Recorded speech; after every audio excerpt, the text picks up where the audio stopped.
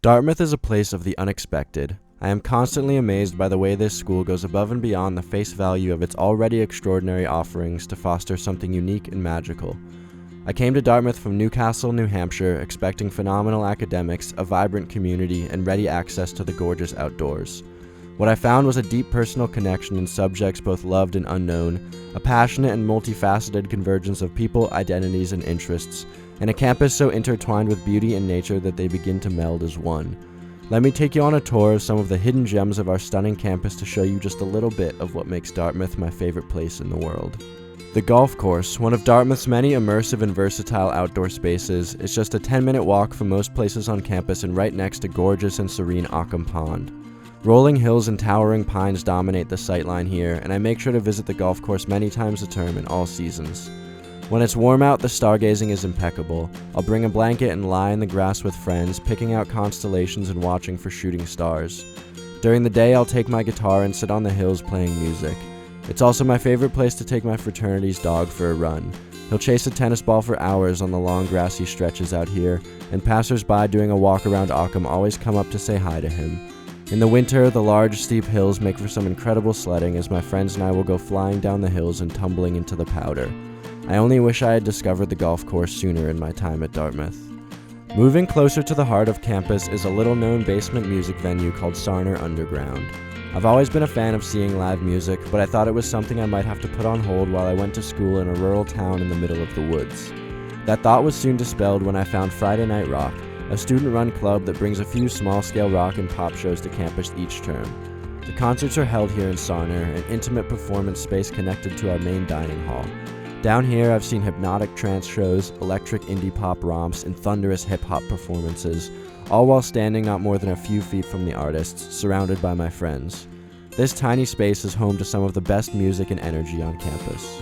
After all the sound and excitement of weekend nights at Sarner, when I need to settle in and read a book or write an essay for class, there's no better place than the mezzanine level of Sanborn Library. I once heard a visiting poet describe this English department library as something out of the game of Clue, and it definitely has murder mystery vibes. Ornate wood carvings, elegant chandeliers, plump leather chairs, and shelf upon shelf of old books. To get to the mezzanine level, you have to climb up a tiny winding staircase that I have to duck to get through, but the reward is worth it. Cozy little nooks with 2 chairs each that look out of the floor-to-ceiling windows onto the green.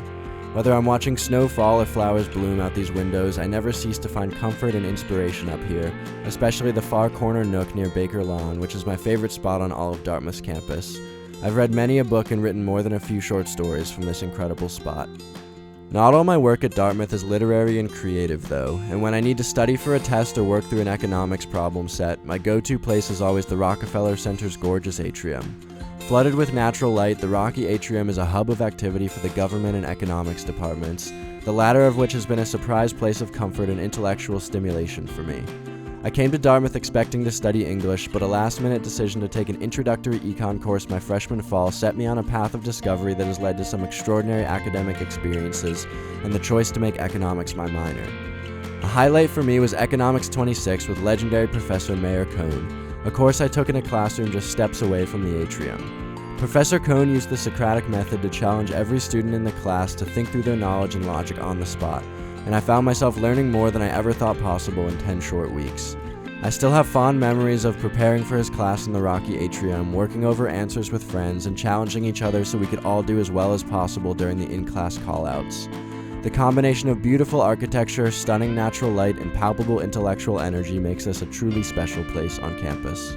Much farther from campus, about a 45-minute drive and a 5-hour hike away, is a place that is near and dear to my Dartmouth experience, the summit of Mount Moosilauke. The 4,802-foot Moosilauke has a storied tradition with Dartmouth, enhanced by the college's stunning and recently renovated Moosilauke Ravine Lodge at the base of the mountain. I first climbed Moosilauke as an incoming freshman on first-year trips, and I remember a distinct sense of accomplishment and belonging as I summited with my trip. I felt a true recognition of place and community on that rolling, rocky summit, so much so that I climbed it less than 24 hours later in a sunrise hike, or sunrike. Since then, I climbed Moosilauke again as a leader of a first-year trip, this time mentoring incoming students with the lessons I'd learned throughout my time at Dartmouth. Dartmouth is not just a school, but a place, somewhere with a distinct sense of community, identity, and importance. From the moment you see the spire of Baker Tower rising out of the trees, you know you are somewhere special. Yet even with the power of its first impression, Dartmouth has never stopped amazing me as I discover its secrets and surprises, its nooks and crannies and niches.